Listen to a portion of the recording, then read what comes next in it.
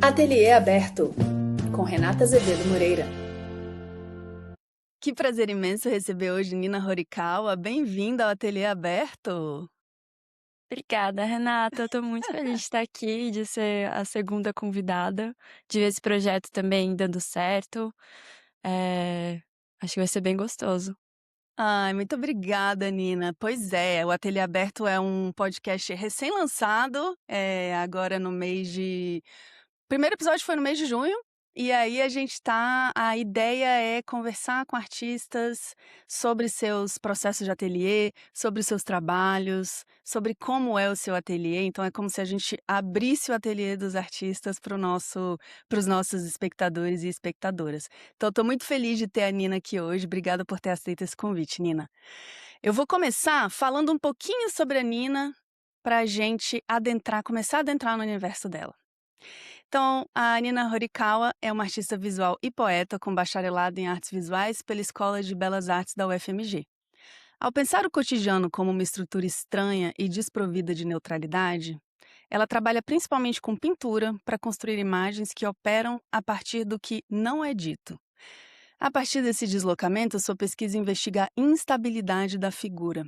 Afasta-se de uma lógica de identidade individual, rompe a linearidade narrativa por meio de rearranjos dos planos e recusa a representação fixa. Seu gesto pictórico se ocupa sobretudo em ocultar, fragmentar, distorcer e colapsar, procurando tensionar possíveis leituras sobre o que seria ordinário. Eu gosto muito dessa parte. Nesse contexto, a sua prática se volta para o campo da produção da experiência, se aproximando da ideia do corpo como algo que se constitui nas relações e nas forças que o atravessam, onde o interesse pela ambiguidade das cenas suspende o tempo e desorienta o que é familiar. Desde 2018, vem participando de exposições e feiras, entre as quais se destacam Nos Limites da Forma, do Museu Inimar de Paula, em Belo Horizonte, em 2025, Olhos da Pele, no MAC USP, em São Paulo, em 2023, e do 19º Programa de Exposições do MARP, em Ribeirão Preto, em 2022. Gente, o trabalho da Nina se compõe de fragmentos de cena, né? E eu acho que a biografia dela fala muito disso, né? Esse resumo primeiro do artista em que ele se coloca, né? Se apresenta. Quando a gente pensa na ideia de opacidade, por exemplo, na arte contemporânea, né? Que é um conceito que é discutido por muitos teóricos hoje, inclusive o caribenho Edouard Glissant, a gente entende que a gente tem o direito de não mostrar tudo, né, Nina? E nas representações da Nina, o todo nunca aparece.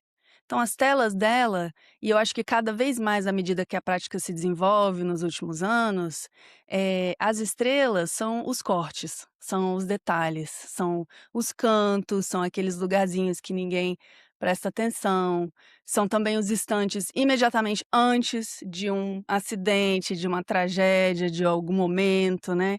Existe um certo mistério. Então, para quem não conhece o trabalho da Nina, eu acho que essa é uma descrição assim do que esperar.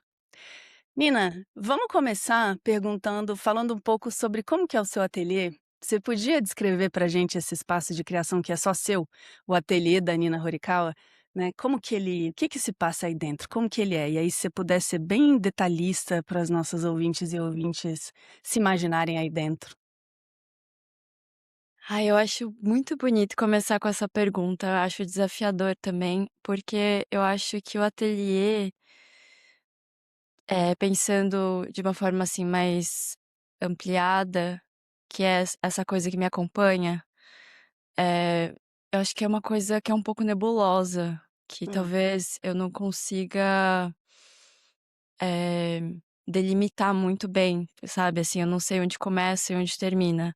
Então uhum, tem o ateliê espaço físico, uhum, que atualmente é um ateliê que fica no centro de São Paulo, um ateliê, eh, que é compartilhado com outros artistas e que é minha segunda casa, né, então Gente, é é um incrível lugar. lá, é maravilhoso, uma energia incrível. Eu amo, pois é, eu tô nesse novo ateliê tem 1 ano agora, e aí acaba que esse espaço que tem muitos cruzamentos, né, da produção desses outros artistas, das visitas que vêm aqui. Acho que até do centro da cidade, né, assim, acaba que a cidade ela vai entrando também, né, assim, no espaço. Então tem o barulho do centro, tem essa paisagem, às vezes se eu preciso, eu saio daqui, vou dar uma volta e, enfim, arejar a cabeça. Mas eu acho que tem uma coisa de uma intimidade no ateliê que, não sei, talvez ela seja inerente, né, porque é um espaço de muita vulnerabilidade, né, você precisa estar vulnerável, você precisa estar à vontade, você precisa estar num espaço que é só seu, assim, que dentro de algum limite, assim, as pessoas não conseguem acessar, né. Então aqui, Hum. eu tô agora no meu ateliê, e a gente não tem paredes, né, separando os espaços de cada artista. Então é um grande espaço e a gente separa de uma forma, assim, um pouco mais orgânica, tem uma mesa aqui, uma estante ali, e aí não tem essa possibilidade de fechar a porta, né, e se fechar. Então eu faço isso colocando meu fonezinho de ouvido, me concentrando ali, acho que aprendendo também a lidar com essa certa exposição para esses amigos, né, que estão aqui comigo, Aham. mas eu sinto que é um espaço também mental e emocional, né. Então, às vezes eu chego no ateliê e eu preciso entrar nele ainda, né, eu tô nele, mas eu preciso chegar. E Sim. aí tem algumas coisas que eu gosto de fazer, às vezes, é regar as minhas plantas, é Uhum. poder arrumar minha mesa, porque normalmente não é um espaço muito organizado, eu acho. Eu quando eu tô ali no meio dos processos, eu acho que eu vou criando um pequeno caos, mas é uma bagunça onde eu me entendo. Mas acho que para eu chegar, eu preciso ir prestando atenção nesse lugar, e isso passa por essa parte que é física, material mesmo. Então, Como se fosse um ritual, pegando assim, de entrada. nem sempre eu faço isso, mas quando eu faço, assim, eu acho que me ajuda a me situar, sabe. Então, Uhum. organizar minha mesa, colocar meu fonezinho, porque eu acho que isso me ajuda a construir esse isolamento que eu preciso. Aí, eu pego minha agenda, eu pego um caderno, eu vou listando as coisas que eu quero fazer. Às vezes eu sento na minha poltrona, fico olhando os trabalhos. Então eu tenho aqui alguns livros que eu gosto de consultar às vezes, para as imagens ou para texto. Tenho um caderno com folhas em branco para eu poder rabiscar, desenhar. Eu tô voltando a uma prática de, me desenhar quando eu tenho algumas Uhum. pausas, principalmente quando eu tô muito ansiosa. Eu vi E você postando sobre isso ontem, e aí uma é, série de vários trabalhos que te acompanham há muitos anos, né, dessa coisa do sim. autorretrato, quando e você falou que é quando você tá ansiosa. É, eu acho que, na verdade, assim, eu inclusive uma pessoa me escreveu ontem falando assim: "Nossa, eu invejo muito quem consegue se desenhar, eu não consigo". E aí eu acho que tem uma questão de reconhecimento e identidade que estão ali postos, né, quando você tá fazendo um retrato ou um autorretrato, mas pra mim a grande liberdade de estar me desenhando é que eu me sinto no direito de fazer o que eu quiser, entendeu, com isso, assim. Sim, Se eu sim. estiver desenhando outras pessoas, eu sinto que eu tô lidando com expectativa desses outros olhares, do tipo, as pessoas querem se reconhecer, né. Quando eu tô me Aham, desenhando, e eu acho que começou assim também, eu posso fazer o que eu quiser com o meu corpo. Então uhum, eu tem vários desenhos que eu tô em posições esquisitas, uhum, eh, aham, aham. e aí tem desenhos que são mais demorados, mas no geral esses desenhos, assim, que eu faço pra poder eu chamei, assim, de desenhos ansiosos, mas é um pouco também um ritual para eu poder me concentrar. Então, às vezes, tô Ah, no sim. ateliê e tô, me sentindo um pouco perdida nessa ansiedade do processo da produção. Aí, às vezes, eu caio muito, assim, no celular, em coisas assim, e eu falo assim: "Não, preciso parar". E aí eu pego um espelhinho e eu fico ali desenhando e passa um tempo, assim, que eu não tenho muito controle, e quando eu termino, nossa, minha cabeça tá no outro estado. Então, eu Sim, acho é como se fosse que uma prática de mindfulness mesmo, né, de você se reconectar sim. com você mesma, pelo autorretrato, pelo autodesenho, né, que interessante Sim. isso. E eu acho que o desenho e a pintura são muito bons nisso, mas, talvez o Hum, desenho pra mim esteja nesse lugar um pouco mais direto, de a pintura tem outro tempo, né, e aí o desenho é uma coisa que dá pra fazer rápido, dá pra você fazer um desenho, de várias formas possíveis, com menos pretensão, né. E eu acho que talvez o ateliê seja um pouco isso, esse lugar dessa ai, talvez, não sei, de um certo ninho, mas também de um certo laboratório, um lugar que você precisa ser, que precisa ser permitido errar Sim, e de e tá experimentação também, né? isso, eu tenho dificuldade com isso, assim, então, eu acho que no geral é um lugar de muita vulnerabilidade, eu tento deixar ele um lugar também bonito pra mim, que seja Uhum. agradável de eu ficar, que eu consiga colocar minha mente nos lugares certos, que tenha referências importantes pra mim na parede, né, nesses livros, enfim, que tenham coisas que sejam só minhas também, sabe, pra eu poder me conectar com o que é isso que eu vim fazer aqui. Então, às vezes eu sinto que é mais minha casa do que minha casa, sabe, de alguma forma. Uhum.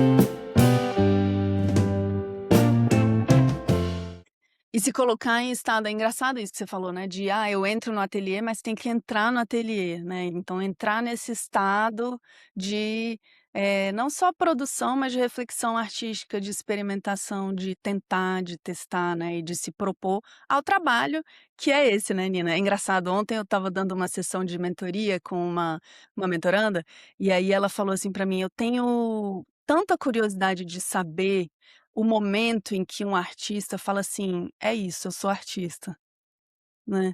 É isso, esse é o meu trabalho, é isso que eu vou fazer. E aí eu fiquei pensando: "Gente, quando que você sentou e entendeu que era isso, que você é uma artista?" Nossa, é uma boa pergunta, porque eu acho que as coisas elas nunca são claras quando elas estão acontecendo, ou quase nunca. Eu Hum. sinto que eu vou para esses momentos muito decisivos, depois que a gente avança no tempo e olha para trás, acho que fica mais fácil de reconhecer algumas coisas, né, porque, Com eh, certeza. eu acho que em algum momento, assim, da minha infância e adolescência, eu entendi que eu era um pouco esquisita, assim, sabe, diferente. É. Assim, no sentido de que, claro, né, adolescência é aquele momento extremamente difícil e a gente quer se diferenciar, né, ou não, mas assim, eu queria muito me diferenciar e eu comecei a me vestir de um jeito que nenhum dos meus amigos se vestia, a única pessoa que olhava pra mim e reconhecia alguma coisa e me admirava era a minha professora de artes. Eu acho que eu fui tendo Ah. algumas pistas, assim, sabe, eh o que fazia sentido pra mim, onde eu me encaixava, o que estava ressoando em mim, e isso foi muito nebuloso por muito tempo, mas aí eu acho que tem sempre aquela coisinha dentro de você que você sente alguma coisa te chamando, né. Acho que até hoje eu tento Uhum. exercitar essa escuta mesmo, assim, porque pra onde tá meu interesse, onde tá o meu amor, assim, onde tá a minha atenção, e eu acho que isso foi aparecendo. Eu tive muita ajuda dessa professora de artes que eu tive a sorte de ter na escola, Isso quando eh você era pequena?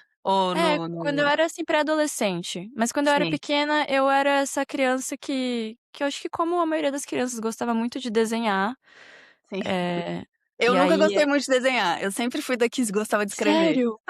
Ah, tá bom, então você eu não eu gostava de escrever, mas pra mim desenho, eu não sei, eu acho que talvez também minha mãe me incentivava, minha mãe gosta muito de desenhar, ela desenhava muito quando eu era criança pra eu colorir.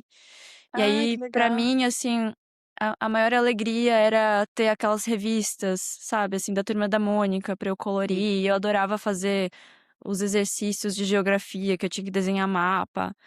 Eh, e aí, sei lá, as crianças da escola achavam que os meus mapas eram os mais bonitos, sabe, coisas assim que você vai Ah, sim. percebendo que, tem alguma coisa ali que faz sentido pra você, e eu pensava assim: "Ah, tá, eu gosto muito disso", eu não me achava necessariamente boa, mas, minha atenção estava muito ali, eu queria muito ser boa naquilo, sabe, nos desenhos, Uhum. no e eu coloria com tanta força, assim, o lápis de cor pra mim era um paraíso, né, e aí minha mão ficava doendo de tanta força que eu colocava no lápis, queria Olha. preencher todos os espacinhos brancos.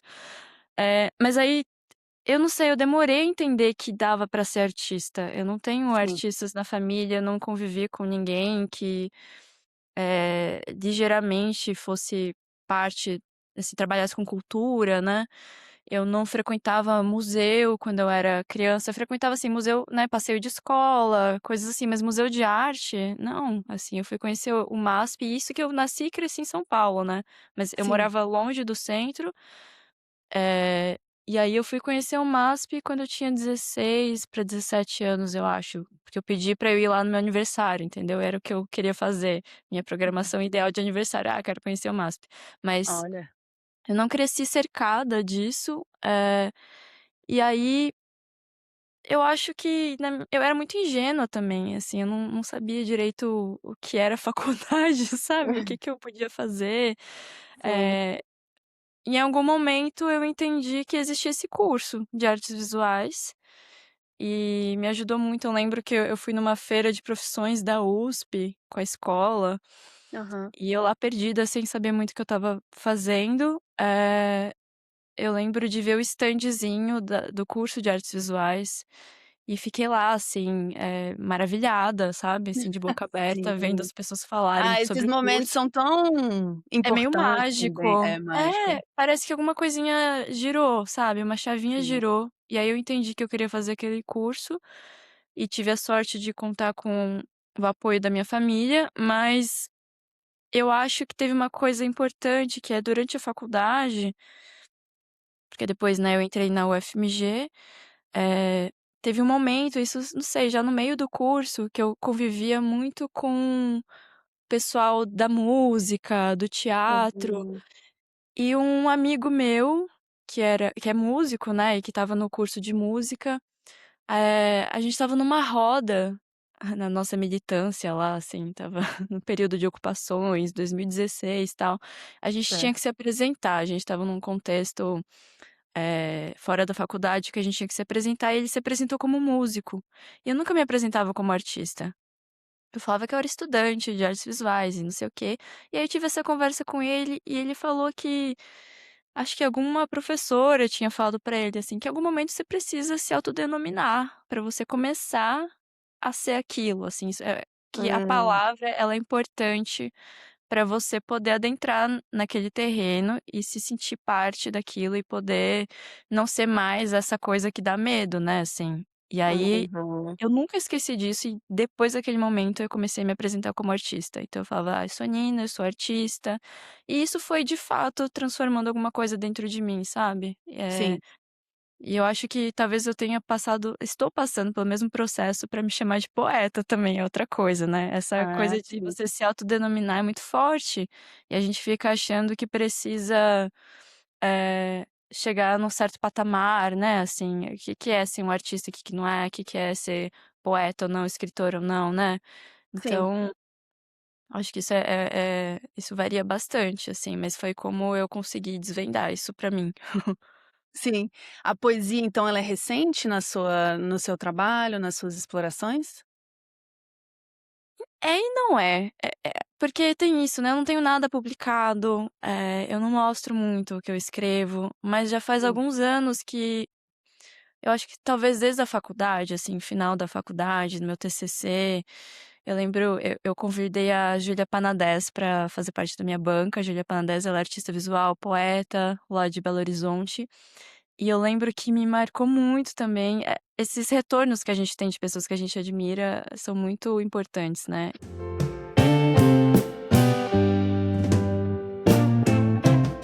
E ela me falou que eu era uma escritora, por causa Hum. do meu texto, assim, né, do TCC. Isso ficou Sim. comigo, eu comecei a procurar cursos de escrita. E aí eu fiz um curso em Belo Horizonte, mais voltado para poesia, e desde então eu venho fazendo alguns cursos, oficinas, e venho escrevendo, assim. Eu tenho essa ideia de um projeto de livro, mas eu acho que, eu fiz um curso, né, com a Lilian Sais, que é escritora, também poeta, com a Ana Stareg. Tenho encontrado, assim, uns pares Sim. e tenho criado essa coragem, né. A Lilian fala muito que se você escreve, talvez você já, né, assim, você não precisa de mais do que isso pra poder se autodenominar. E aí, mas eu acho que eu ganhei esse selinho pra mim. Eu tô até Aham. vestindo aqui a camiseta do Festival de Poesia no Centro, que tem aqui Ah, em São Paulo, que é organizado pela Livraria Megafauna. Esse ano eu fui selecionada pra ler alguns poemas no festival. Aí eu falei assim: "Tá bom, agora que eu já li publicamente meus poemas, eu fui validada". Agora É, sim, agora vai. agora vai. Aí eu tô exercitando agora eu poder usar essa palavra, falar que eu sou poeta. Mas é um exercício também, né, um pouco difícil, eu sempre me sinto um pouco uma impostora. É engraçado você falar disso, porque a forma como eu encontrei seu trabalho, Nina, foi a partir de uma recomendação de uma grande amiga minha, que a gente já conversou sobre ela, minha amiga mais antiga de infância, que é a Nádia Rodrigues de Oliveira, que é poeta, psicanalista e maravilhosa. E aí, Maravilhoso. lá em 2024, quando eu estava de passagem em São Paulo, ela me recomendou ir na sua exposição. A M, é isso? É isso, era minha A M Galeria de individual. Arte, que foi a sua primeira individual aqui, né? Isso. E eu não consegui ir, né, não deu, os as estrelas não se juntaram ali na confluência dos fatores dos astros, mas eu fui na exposição na Gruta, né, que foi algum tempo depois, que foi uma coletiva muito impressionante, assim, para mim. Eu acho que, eh, nas palavras, né, da curadora Júlia Cavazzini, né, que a gente que fez a curadoria desse trabalho com 3 artistas, 4 artistas, né, entre eles a Nina, 3 artistas, eh, é. Era 3 comigo 3. artistas. Uhum. Ela fala assim, em um dos textos dela: "Na ausência de palavras ou significados diretos, a prática da Nina concentra-se no ato físico: abraçar, cortar, apertar, esconder". E eu achei essa parte muito interessante do que ela fala, também no meu encontro com a sua obra, porque é um ponto muito central do seu exercício artístico, acho que na pintura, né. É um retrato deslocado, cada imagem que a gente vê poderia ser outra. E eu acho esse movimento, né, então a gente conversou um pouco sobre isso na nossa outra visita de ateliê que a gente teve, que existe um movimento na sua pintura, né, que muito para além de serem momentos fixos no tempo, eles são possibilidades, eles são potencialidades, né.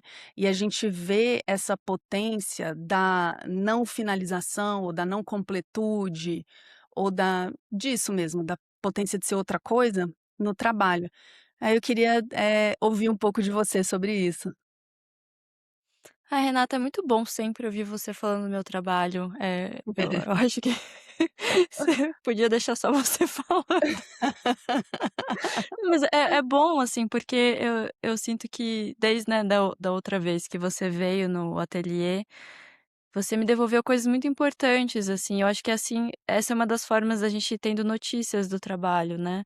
Sim, E ver que tá indo por um lugar que tem a ver com esse desejo inicial, assim, porque às vezes essas coisas não coincidem, né, a gente começa com um desejo e uma ideia, e aí o trabalho vai mostrando outras coisas e às vezes se você sim, não acompanha, né, acabam sendo coisas diferentes. Eu acho que, isso veio talvez com o tempo, assim, de entender o que que a pintura estava me mostrando, que me interessava e que tem a ver com isso que eu falei agora, né, que diz sobre o meu trabalho, assim. Então, eu comecei com eu sempre tive um trabalho muito figurativo, sim. desde a faculdade, né, quando eu comecei, a minha pesquisa, porque eu acho que me interessava isso que meus olhos veem e que não conseguem apreender por completo, né, esses momentos, assim, de uma certa suspensão, que alguma coisa mágica acontece. E acho que a pintura me ajudou a entender o que que é isso que eu tô buscando, o que que é isso que eu tô olhando, o que que é isso que tá me chamando. E eu fui entendendo que a pintura ela é muito potente, assim, ela é muito capaz de lidar com esse mistério, de lidar com isso que não é do mundo real, digamos assim, né, não é do mundo físico. E aí acho que seria uma besteira, assim, uma bobagem pra mim não prestar atenção nisso e ficar muito presa no que eu tô vendo, né. Então, eu comecei a procurar escutar mais ela e ver o que que ela tá falando, assim, o que que ela me possibilita fazer, né, com a imagem, Uhum, com os uhum. sentidos. E aí eu acho que meu olhar foi se afinando talvez com o tempo, assim, pra esses instantes em que não é nenhuma coisa nem outra, né, ou então que que acho que se torna possível abrir as leituras de uma imagem e de uma experiência, em vez Uhum, de fixar, né. Então, eu acho que o trabalho agora tem sido muito focar nessas imagens e talvez nesses entre, assim, nessa certa estranheza e ambiguidade que abrem os sentidos, e que eu acho que talvez mais do que isso, assim, faça a gente se conectar com aquelas imagens de forma, que não era prevista, assim, porque eu acho que o trabalho sim. acontece muito nessa relação, né, do olhar do público, assim, com ele, e eu vejo muito, assim, pelos relatos que eu tenho, das pessoas sendo levadas para lugares muito diversos e muito íntimos dentro delas, assim, Uhum, com essas imagens, né. Isso pra mim me interessa muito e é um sinal de que o trabalho está acontecendo, de que ele está vivo. E claro que isso é muito pessoal, individual, assim, dentro, né, de uma certa medida, mas tem uma coisa de uma certa experiência coletiva também, de, uhum, você poder ser levado para um lugar que você não estava esperando, a partir de sim. uma imagem que à primeira vista parecia muito familiar. E acho que por isso que o cotidiano me interessa, assim, esses objetos muito banais, por isso que também me interessa lidar com essa figura humana, né, porque é uma coisa comum, eu acho que você tá lidando com o corpo humano, é falar de uma experiência também coletiva de alguma forma, Uhum, e pra mim é um campo também infinito, assim, eu acho que é o jeito que eu tenho de lidar também com o meu próprio corpo, com a minha própria experiência, e também tá entendendo, procurando entender o que é isso que eu tô vivendo também, né. E aí eu sim. tento jogar isso pra imagem, trabalhar ali principalmente na pintura, né, e ver o que eu acho que é sempre essa troca, né, você tá colocando ali e você recebe coisa de volta, e aí você coloca de novo e fica nesse vai e vem e não sei, acho que é um trabalho infinito, né. Deve ser difícil se separar da obra, assim, dessa forma, né, para conseguir entender que a obra em si ela é você, é parte de você, mas ao mesmo tempo ela fala coisas que você precisa estar atenta para ouvir, porque você não saberia se você não estiver atenta, né, e também se você tem que ter uma certa na escuta do que você está falando, para mim, assim, tem que ter uma certa capacidade de deixar a obra viver sozinha também, deixar ela ir, né, para Sim. conseguir chegar até essa escuta.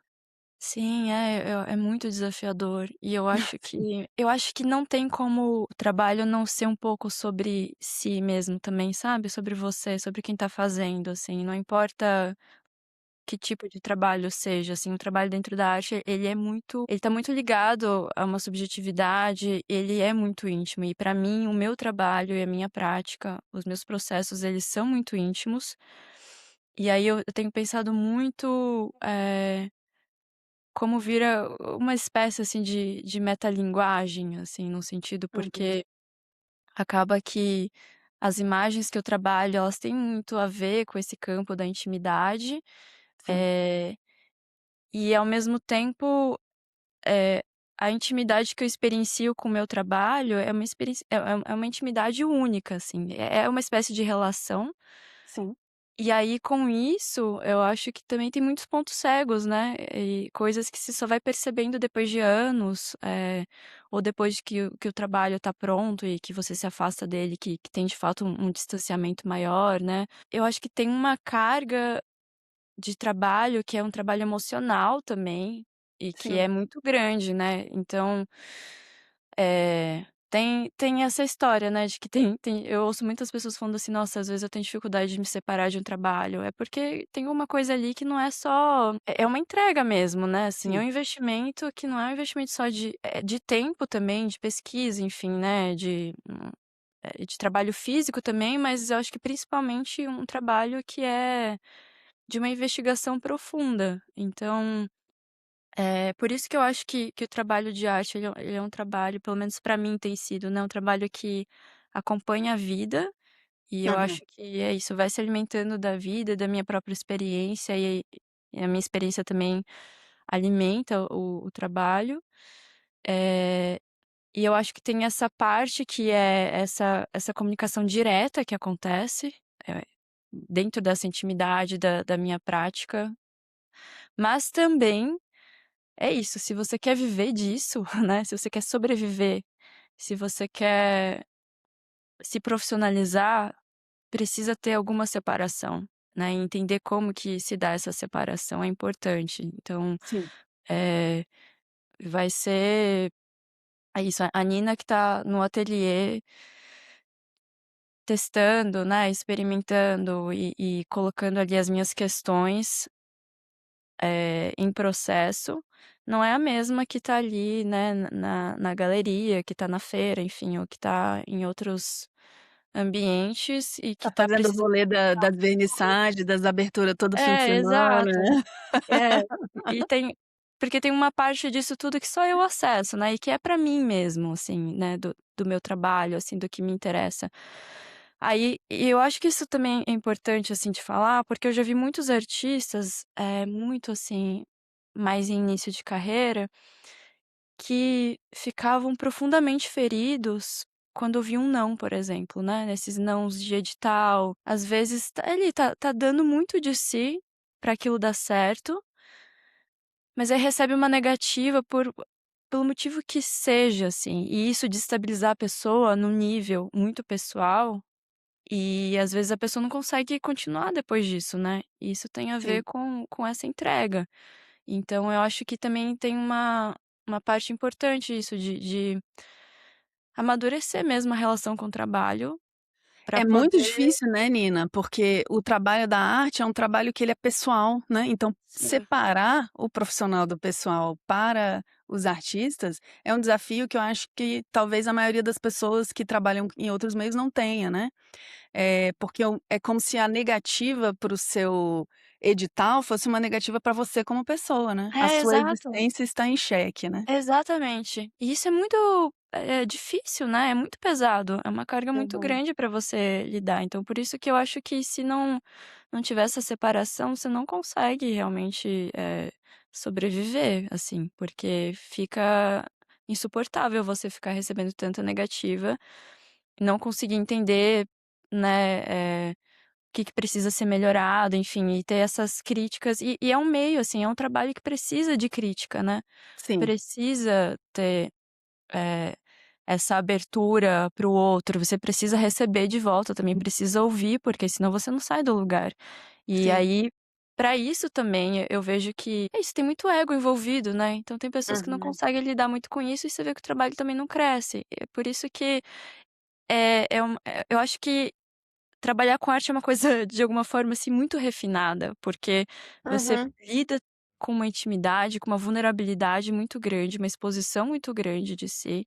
Isso tem um custo, mas aí você também tem a oportunidade de, poder lidar com isso de uma outra forma, assim, né, de você poder lidar com crítica e você poder e isso com o tempo vai ficando mais fácil, né, assim, É. inevitavelmente. Mesmo Então porque você vai ouvir muito mais nãos do que sims, né, sim, então com é certeza. preciso se adaptar.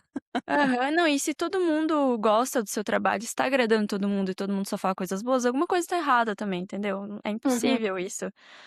Sim. Eh, então, enfim, a gente precisa também se abrir à crítica e eu acho que principalmente entre artistas, né, eh, ajuda muito, assim, ter a escuta de colegas e poder falar assim: "Tá bom, mas onde que tá faltando? O que que precisa melhorar?" Porque a gente, né, como eu falei, a gente tem os nossos pontos cegos e você nunca vai poder ver o seu trabalho completamente separado de si ou enfim, né, você precisa de alguém de fora De fato. pra te mostrar coisas que você não tá vendo.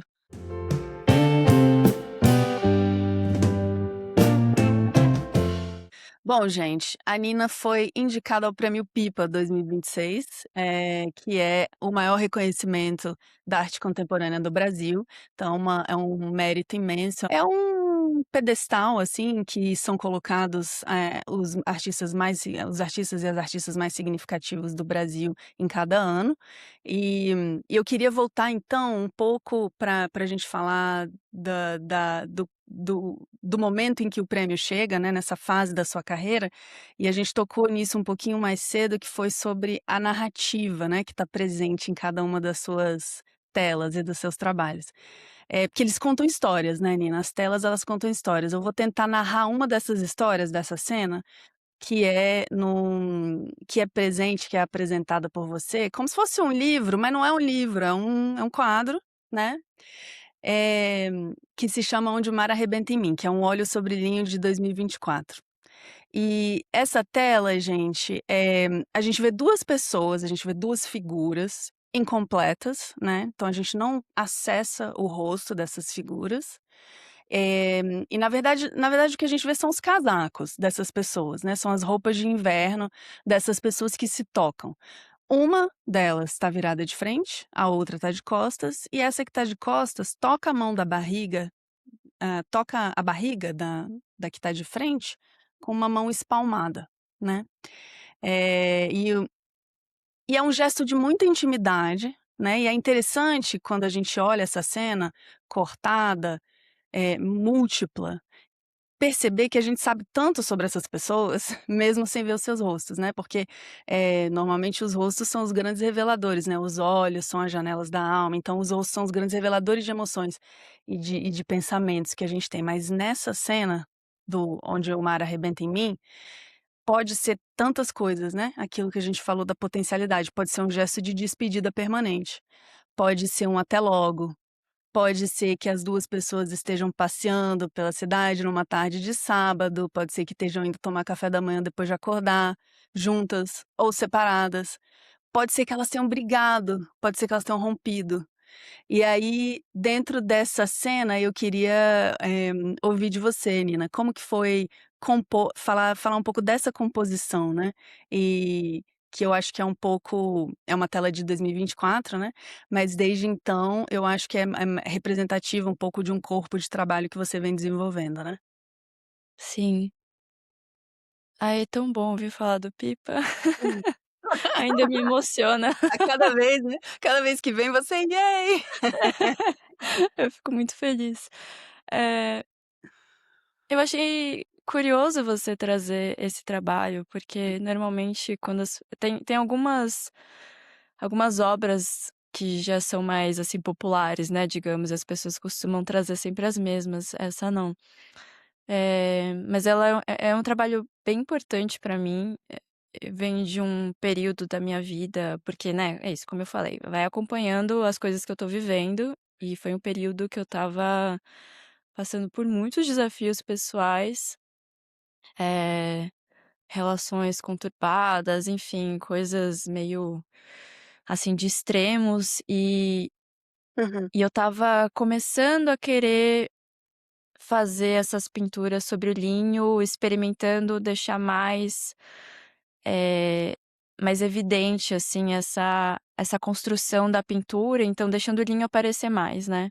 E eu acho que sim. ela talvez foi a primeira desse novo corpo, assim, de trabalho que eu tento trazer alguma coisa, assim, mais, né, entre aspas, "inacabado", incompleto. Uhum, Eh E eu acho que também eu já estava entendendo há algum tempo que pra mim, por mais que eu goste muito de desenhar e pintar rosto, uhum, eh, a gente reconhece muito rapidamente, né, o rosto humano, assim. Eu acho que na verdade qualquer elemento figurativo, nosso cérebro ele é meio treinado para reconhecer formas, né, seja nas uhum. nuvens, enfim, onde quer que seja, e o rosto é um desses elementos que basta, assim, ter 2 pontinhos e um tracinho que você já vê um sorrisinho, né.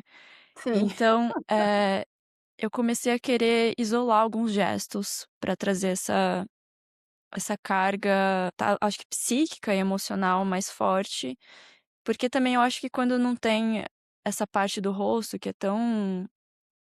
tá tão ligada a um retrato, né, uma identidade, eu acho que a gente Uhum, consegue talvez também se relacionar com essas imagens de outra forma. Essa imagem especificamente veio de uma foto minha, e a maioria das pinturas vem de uhum, fotos que sejam minhas, assim, fotos que a princípio eu não tiro, não faço essas fotos para pintura. Hoje em dia eu tenho começado a fazer mais isso, a fazer fotos pensando em pintar, sim. mas até não sei, talvez até 2024 isso ainda não existia, então eu ficava muito nessa investigação dentro da galeria do meu celular ou então de fotos de amigos, e Certo. explorando esses recortes, então eu pego essa imagem e eu fico editando ela até eu chegar num recorte que me interessa, que eu acho que Sim. tem alguma coisa ali pra falar.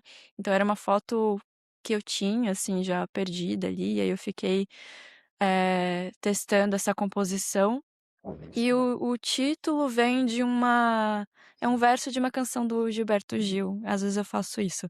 Certo. Eu tenho uma lista de títulos e palavras e frases, tanto, eh, meus quanto de, sei lá, livros, né, ou poemas que eu gosto, ou de músicas que eu escuto muito. É isso, né, você tá sempre em pesquisa, sempre aberto, né, eu acho que tem Sim. que estar. E A eu acho que pesquisa é a é um vida, caminho né, sem Nina? volta. É, pois é.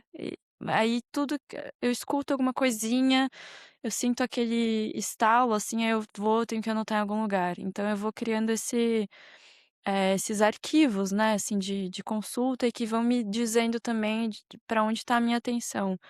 E eu acho que por isso também que é um trabalho muito cansativo e que não tem início nem fim, né, porque essa relação com a vida, que você depois que você vai exercitando esse músculo dessa atenção, eu acho que primeiro que pra mim não é desejoso voltar atrás, mas eu acho que também é um pouco impossível, Não, não caminho estar sem volta, você atento. falou, é muito bom.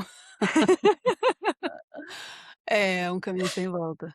É, Sim. mas é, porque é isso, né, filmes que eu vejo, assim, músicas que eu escuto muitas vezes você escuta a mesma música sem parar, e aí de repente tem um dia que por alguma coisa que você tá passando, sentindo, ou enfim, sua atenção tá em outro lugar, tem um verso que chama muita atenção.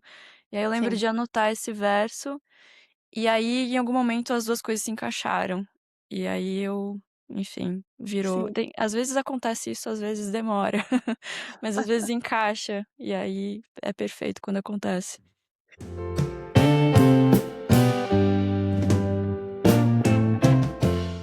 Bom, no seu trabalho essas emoções elas estão muito flagrantes, assim, né, mesmo que exista esse mistério que a gente não consiga, decifrar, o afeto ele tá lá, né, então a emoção ela vem, o sentimento vem, você consegue se relacionar com pessoas que talvez você não esteja vendo, e objetos, né, o não humano. Eu queria falar um pouco sobre isso, porque você fala muito nos seus discursos, né, que é o texto que o artista produz, né, gente, sobre o seu próprio trabalho, em falas, em artigos, em todas as vezes que ele precisa manifestar, textualmente, né, o que faz, e você fala muito dessa relação com o não humano, né. Eh Quando que veio essa vontade de botar o não humano em protagonismo, né, nos trabalhos e o que esses objetos, talvez essas plantas, animais, né, também, fazem no seu trabalho? Eu acho que isso é um discurso muito contemporâneo, né, então Uhum. talvez tenha me despertado uma atenção maior recentemente, assim, com textos da Donna Haraway, por exemplo, mas eu acho que talvez seja um discurso que é isso, né, não vem por modismo, assim, não vem à toa. Eu acho que não tá ainda tão evidente nos meus trabalhos, mas é uma coisa que eu tenho pensado muito, e que fez muito sentido pra mim, porque eu sou essa pessoa que genuinamente se sente mais saudável, perto de plantas e animais. Eu sinto que eu sou mais eu perto de um bicho do que perto, sabe, assim, de seres humanos. Eh, então assim, Sim. e desde criança isso, assim, nesse sentido de que eu acho que eu entro num estado mais eu, talvez, e mais Uhum. que faz mais sentido, mais em conexão, quando eu tô cercada por esses outros seres, eh, e aí tem feito muito sentido pra mim trazer isso para as imagens, mas, por exemplo, assim, eu tive uma gata que morreu durante a pandemia, Ah, e não. ela era pra mim, assim, tão importante quanto qualquer pessoa, né, assim, ela era de fato uma companheira e eu acho que, ela me sustentou durante períodos da minha vida, assim, que não tinha ninguém perto, sabe. E eu lembro, assim, de que na época que ela morreu, eu estava fazendo terapia, e estava falando sobre esse luto, assim, e foi a minha terapeuta na época que me chamou atenção para essa importância e falou assim: "Nina, eu acho que talvez você precise ouvir que você não perdeu um animal de estimação, você perdeu uma presença tão importante quanto qualquer outra". E aí eu comecei a pensar sobre isso, porque eu acho que até então eu me sentia muito boba, sabe, assim, de falar porque eu, assim, sou vegetariana há 20 anos, e aí eu fui essa Uhum. criança adolescente que, ai, falava de, não comer os animais, eu sentia que isso ia caindo num lugar meio caricato e meio subestimado, assim. Sei. E eu me sentia um pouco, sabe, assim, ingênua, boba falando essas coisas. E aí eu comecei a entender que, espera aí, existem formas de viver, e existem discursos que se alinham com isso que eu acredito. Sim. Eh, e aí eu tenho começado a trazer mais, principalmente corpos animais, assim, para essas cenas, colocando eles como, né, num grau de importância tão grande quanto esses corpos humanos. Eu acho que para mim ainda importa falar de uma perspectiva humana e também acho que isso também tá posto no trabalho, uma perspectiva muito feminina, que tem a ver com as Uhum. experiências da minha vida, né, tem a ver com o meu corpo.